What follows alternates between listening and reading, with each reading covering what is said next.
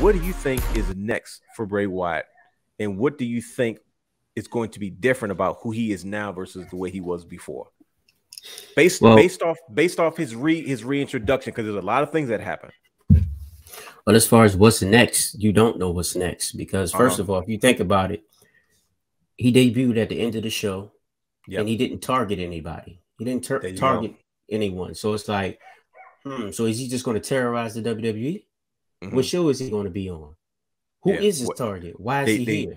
They said he's going to be on SmackDown going forward. Right. Yeah.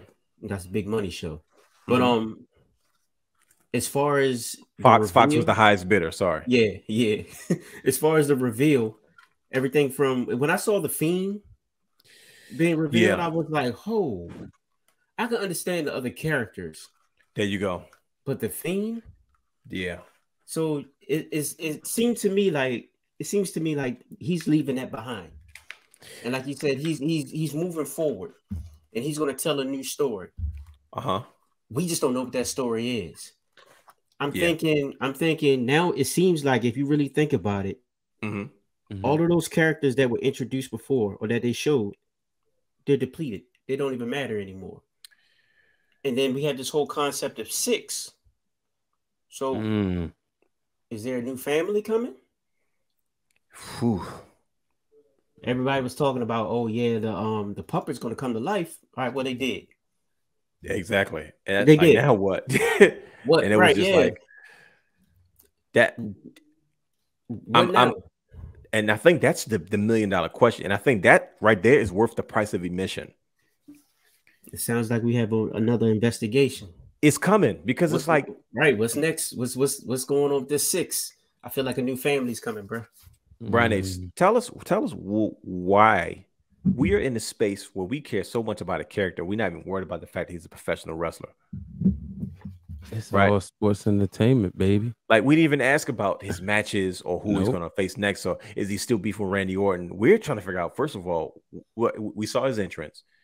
We're trying to figure out who he is now, because when they asked Triple H about Bray Wyatt, and they said, "Who is this White Rabbit?" He said, "It's somebody no one is talking about." I know Triple H enough. Me and Trips don't, we go way back. And I'm like, Triple H is saying that for a reason. So are we getting a new version of Bray Wyatt? Or are we getting like, why did he come back the way that he come back? What message was he trying to send to us by showing the video package that he showed us?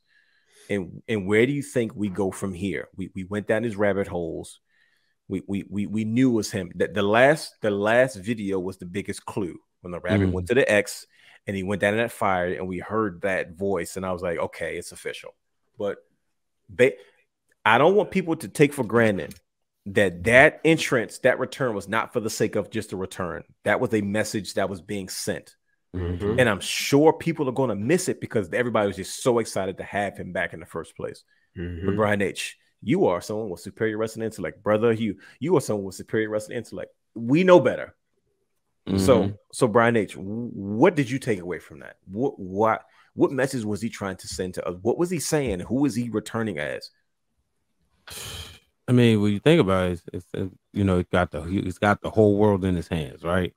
Okay. And you remember years ago, he always talked about like this vision of like, what it was, like 80,000 people like screaming his name, singing his song, doing the white lights. And you asked the question about what is it about him? We're more interested, haven't even seen him wrestle a match yet. And that was the thing, like Bray Wyatt, the character. You who name a Bray Wyatt match you really remember, right? It was never about that with him. Yeah, it was always about the character. Like his dad was, I guess like one of that Minnesota crew, I think he was a part of. But Bray has been character work since NXT. Yeah. And you remember when the Wyatt family came up to Raw in 2013 or 14. It was a big deal. So yeah, there's a message being sent. I haven't had a chance to really decode it, but and I saw somebody, Raj said like the Funhouse, I think he said got destroyed. Yeah, it was depleted right there in that video. And I think that we'll see and I think we're gonna move on from the Fiend But again, like you were saying, like, you know, For a new now. match. For now, right? Sure. Well, the Fiend is something that can die and come back because, like you said, And that's the we whole talked point. about this time.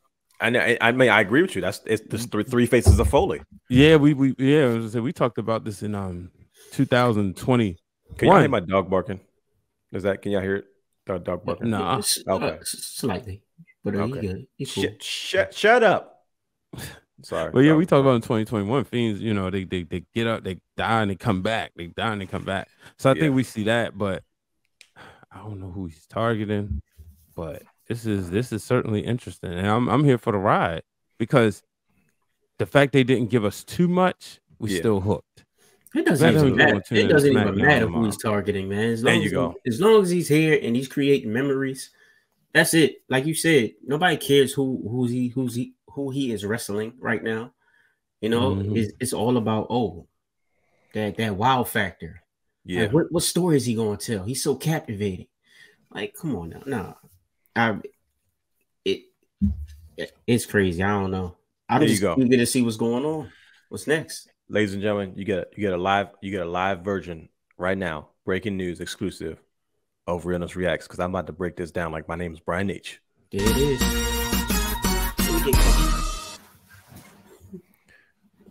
Brothers, here's what I'm thinking. Go with me. I've got story time with the realness. In a world. It's like, no. Here's what I was thinking when I saw that.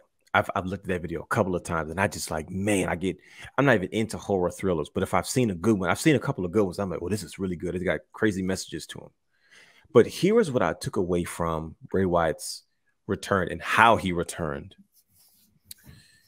Here's where my mind is going. Everything you guys said was absolutely true. The music comes on, he has the whole world in his hands. He's just, this sin is very sacrilegious kind of tone. That's the old Bray Wyatt. That's one, right? That's who he was before the Fiend consumed him. You got to remember that, like, Bray Wyatt was someone who was one way, and the Fiend got the best of him, and he apologized. He was scared of the Fiend. When you look at the demonic realm and devilish type things, you in order to get rid of one demon, you scare him with a bigger demon, right? That's kind of what the Fiend was to Bray Wyatt. Because when Bray Wyatt was who he was, and he was just kind of this swamp Duck Dynasty, as they kind of call him, looking guy. And Duck Dynasty is a great show, by the way. I love it. And he was, oh yeah, big time. I've watched that show 1,000 times. I love Duck Dynasty. It's a great show. Never watched it. I just never think you did either. You guys are missing. You guys are missing out on good quality content. Oh, man. I interrupted your story. No, you're fine. Uncle Si, listen, if you don't know who Uncle Si is from Duck Dynasty, you're missing out on life. Like, he just brings a smile to my face. But that was who he was. And then all of a sudden he disappeared. He came back and said, I apologize for all the wrong things that I've done. He has taught me a different way. Bray Wyatt of the Firefly Funhouse was an apologetic version of himself, because he was apologizing for what the Fiend was, right? He was apologizing for who he was before, because the Fiend kind of set him straight.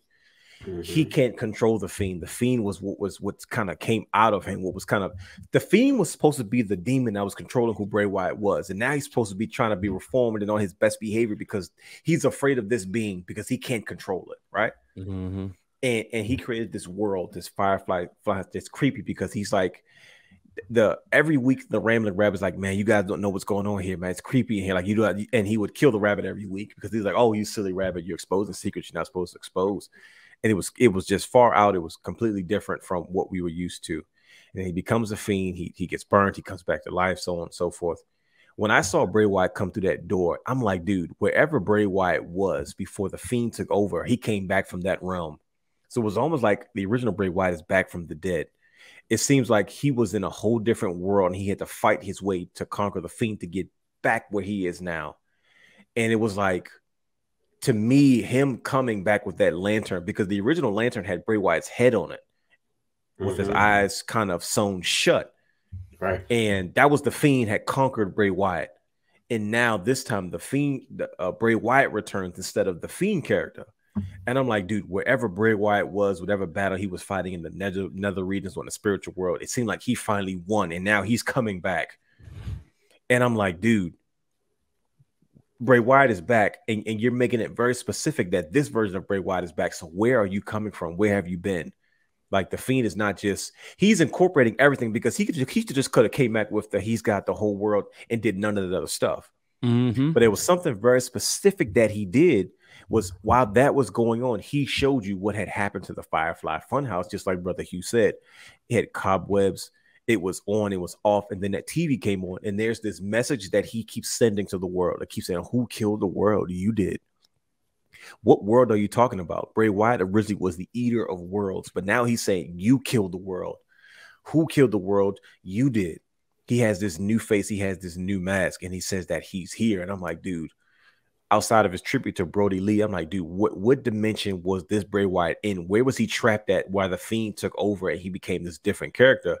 And it seems to me that that door opening up showed that I'm back now. And I'm just like, where in the world are you going with this version of who Bray Wyatt, this iteration of what the Bray Wyatt character is and has developed to be?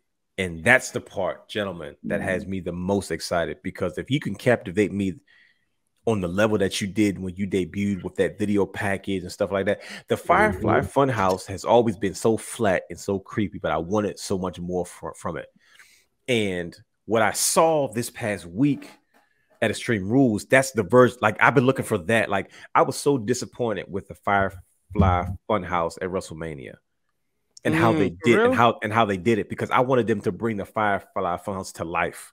Like, I wanted us to go inside the house to see what other rooms are in there. Like, the way they, like, here's my interpretation. This is what I would have done.